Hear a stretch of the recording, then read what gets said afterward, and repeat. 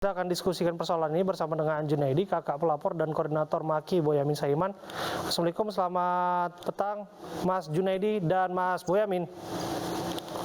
Selamat petang, Assalamualaikum warahmatullahi wabarakatuh. Saya ke Mas Junaidi. Mas Junaidi bisa dengar suara saya? Mas Junaidi, saya belum bisa menangkap suara Anda dari sini. Bisa dengar suara saya, Mas? Ya. Oke. Halo. Mas Junaidi, bisa dijelaskan duduk perkara sampai kakak Anda yang disebutkan melaporkan kasus dugaan korupsi ini dijadikan tersangka oleh polisi? Ya. Awalnya adik saya halo. Ya, silakan Mas Junaidi, kami menyimak. Ya. Awalnya adik saya melaporkan kejanggalan tindak korupsi KUU ini kepada BPD gitu. Terus BPD melaporkan kepada pihak tipikor gitu. Tapi selama 2 tahun pemeriksaan adik saya sebagai saksi itu pada akhir tahun 2021, yaitu tepatnya tanggal 30 November, adik saya kok dinyatakan sebagai tersangka gitu. Oke. Anda mengerti sangkaannya itu atas dasar apa sebetulnya? Ada tersangkaan dengan pasal 5 itu serta atau membantu menyerahkan, padahal bukan menyerahkan tapi diminta oleh KUU Supriyadi dengan paksa dan pernah diancam oleh KUU juga gitu. Dengan ancam dengan kata-kata ini dikeluarkan atau dipecat dan sebagainya gitu. Dan pernah dikatakan dengan kata-kata kasar yang tidak logis, manusiawi gitu. Tapi klaim dari polisi kan sudah kita dengar tadi bahwa kejadian ini bukan pertama kali terjadi. Penyalahgunaan anggaran itu sudah dilakukan lebih dari sekali dan diketahui oleh adik Anda. Iya, betul. Betul demikian ya? Iya, betul.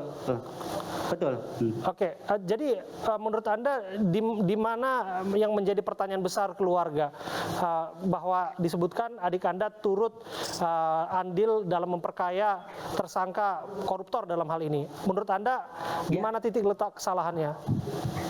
Ya, menurut saya nggak ada kesalahan karena adik saya sesuai dengan tupoksinya sebagai kawat keuangan atau bendahara desa gitu.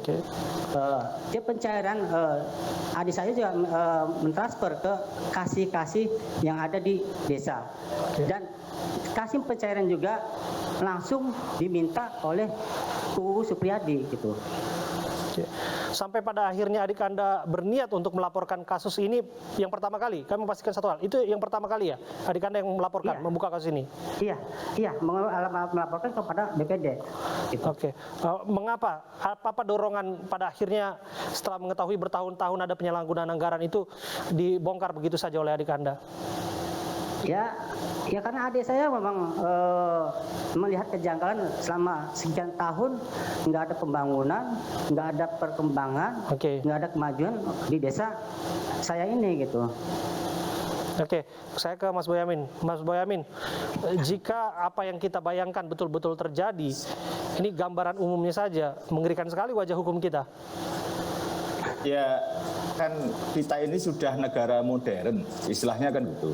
Salah satu pengungkapan kasus yang kerah putih atau termasuk korupsi itu adalah dengan cara bekerja sama dengan justice collaborator, whistleblower, dengan cara dilindungi. Kalau perlu identitasnya pun dirahasiakan. Negara-negara maju seperti itu. Untuk menangkap kepala mafia, maka yang diajak kerjasama adalah wakilnya. Misalnya gitu, dengan tidak dijadikan tersangka.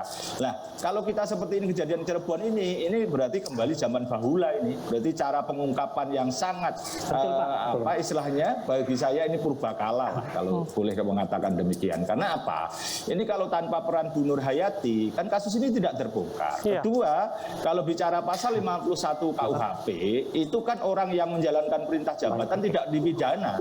Dan Bu Nur Hayati itu adalah satu, selain menjalankan perintah jabatan, dia kemudian tadi menurut kakaknya dipaksa mau dipecat dan lain sebagainya itu. Jadi ini mestinya wajah hukum kita melindungi Bu Nur Hayati, tapi terus terang aja kaget.